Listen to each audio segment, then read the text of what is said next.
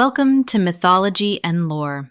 Today, we descend into the darkest corners of Greek myth to meet Hades, the misunderstood king of the underworld, and follow his daughter Melinoe's daring escape that nearly sparks a war among the gods. Hold your breath. This story will drag you straight to the gates of the dead. Picture this. You've just taken your last breath. Your body lies cold, but your soul stands disoriented, already drifting from the world of the living. A chill runs through you as a cloaked figure appears, Hermes, the messenger god. Hey there, fresh shade. Yeah, you're dead. Shocking, I know. Now grab this cloak, hold tight, and don't make me use my staff.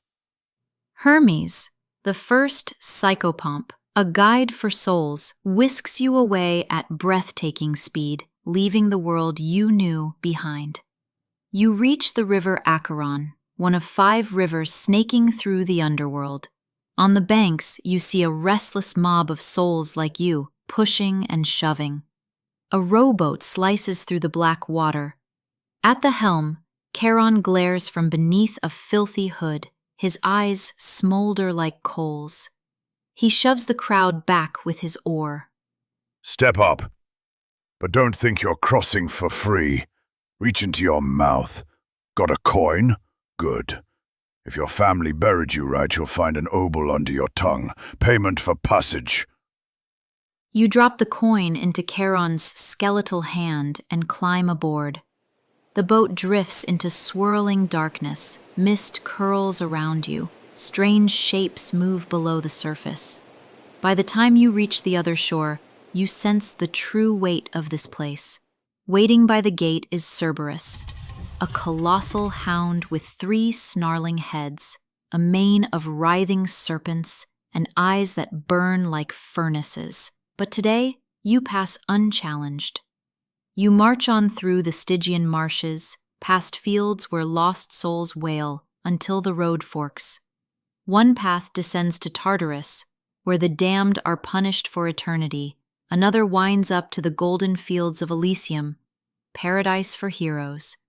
But most souls shuffle straight into the Asphodel Meadows, a gloomy plain where eternity crawls by in gray monotony.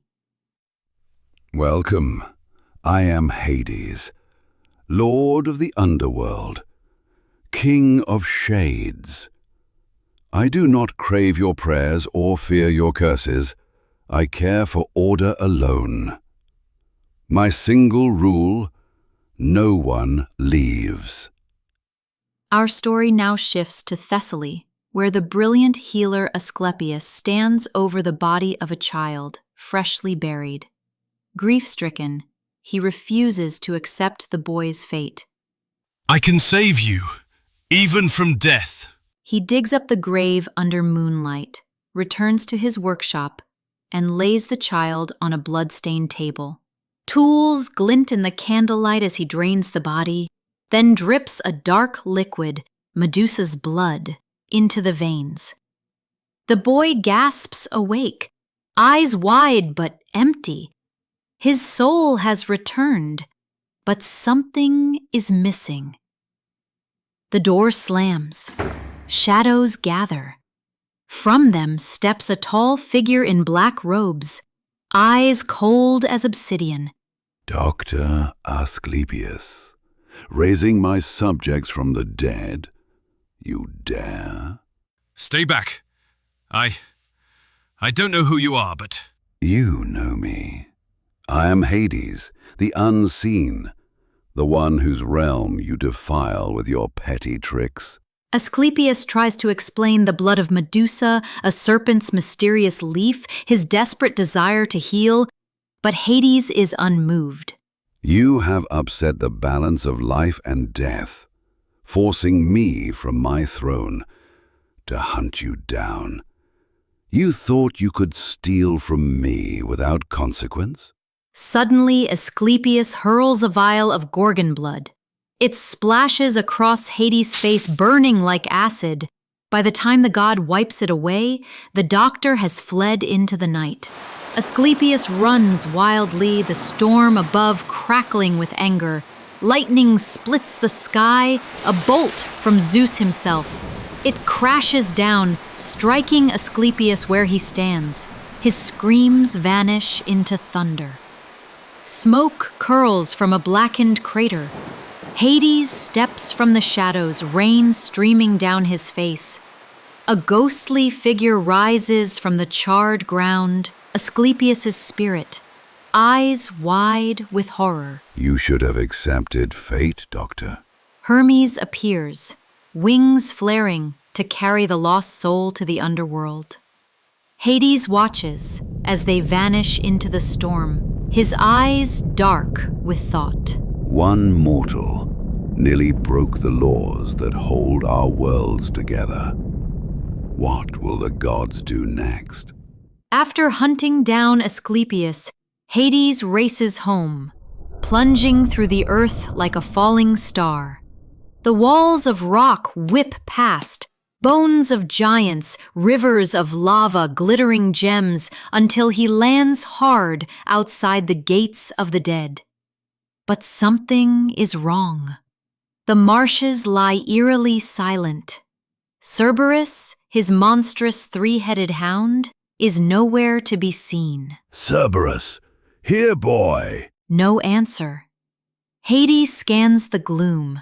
Across the river, countless shades brawl, clawing at each other in chaos. Charon's ferry is missing. Panic claws at Hades' chest. Hermes, you should have told me it was this bad. He strides to the massive stone gates. They groan open, revealing a cloaked figure standing alone in the doorway. Thanatos, god of peaceful death. Welcome home, my lord. Where is Cerberus? Why aren't the ferries running? What happened? It's complicated. Please, come to the palace. The new queen will explain. New queen? They march through fields of wild, untended orchards and lost souls wandering aimlessly. The underworld has slipped into bedlam in his absence. At last they reach the towering obsidian palace, dark and veined with streaks of gold. Inside the throne room, monsters and minor gods crowd the hall, whispering nervously. Cerberus lies chained beside the throne, whimpering. On the throne itself lounges Nyx, primordial goddess of the night, older than the Olympians, regal and terrifying. Welcome home, Hades. I've kept your seat warm. You dare usurp my realm. Oh, don't be dramatic. You abandoned your kingdom chasing a mortal. Someone had to take charge. Nyx rises gracefully, her violet eyes glittering with ancient power. You Olympians divided the world by drawing lots, like children.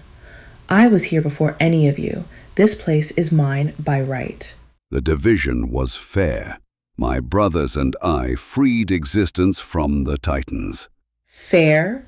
You were handed the underworld like a punishment. Admit it, you never wanted this throne. A hush falls over the hall. Thanatos raises his hand in support of Hades, but most in the crowd shift uneasily, some smirking at Nyx's words. If you truly wish this burden, then take the keys. Rule the dead. Nyx reaches for them, but stops. She looks around the throne room, the weight of the underworld's chaos suddenly settling on her shoulders.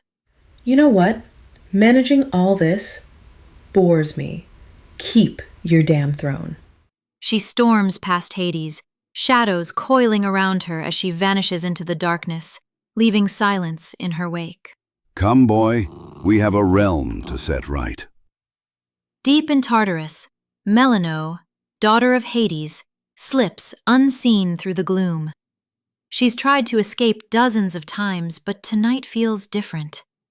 She carries something powerful, her father's stolen helmet. She creeps past slumbering giants and chained titans until she reaches Asclepius's prison cell. The physician lies shackled, tending to endless waves of tortured souls. Dr. Asclepius, Grab your things, I'm getting you out. You're Hades' daughter. Chains clatter to the floor as Melinoe unlocks the cell. She leads the doctor through the shadows, past howling furies and the groans of the damned. They reach the ancient staircase spiraling up from the pit. As they climb, the ground quakes. 100-armed giant stirs below, its many eyes blinking awake. Keep climbing. She hurls herself at the giant's feet, slicing tendons with twin onyx blades.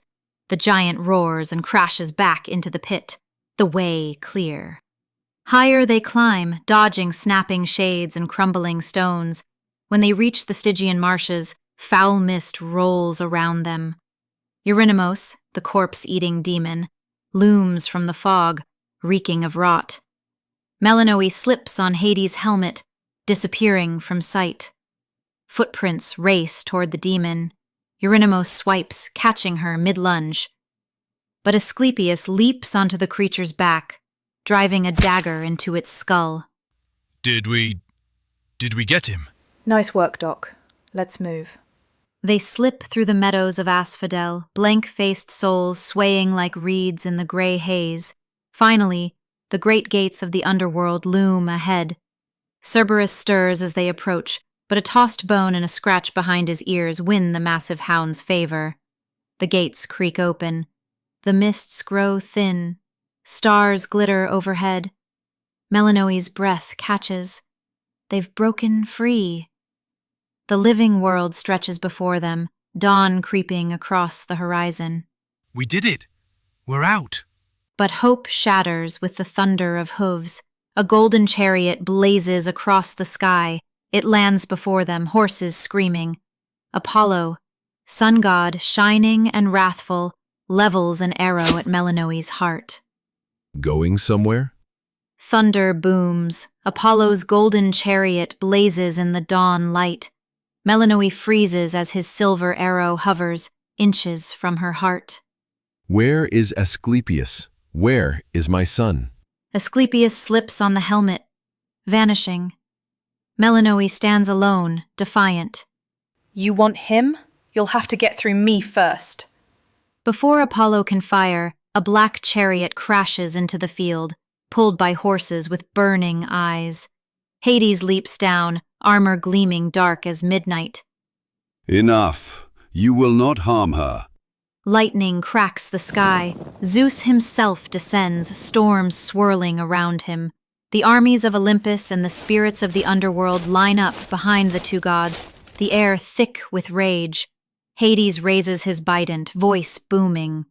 Threaten my daughter, threaten my realm, and I will bring the full fury of the underworld upon Olympus. Zeus raises a thunderbolt, but pauses. The battlefield is seconds from erupting. Then Asclepius reappears beside Melinoe, helmet in hand. This madness ends now. I'll return with Apollo. Let the mortals live. Let your kingdoms stand. Zeus lowers his arm. Thunder fades. Hades exhales, eyes never leaving his daughter. Peace, uneasy but real, settles.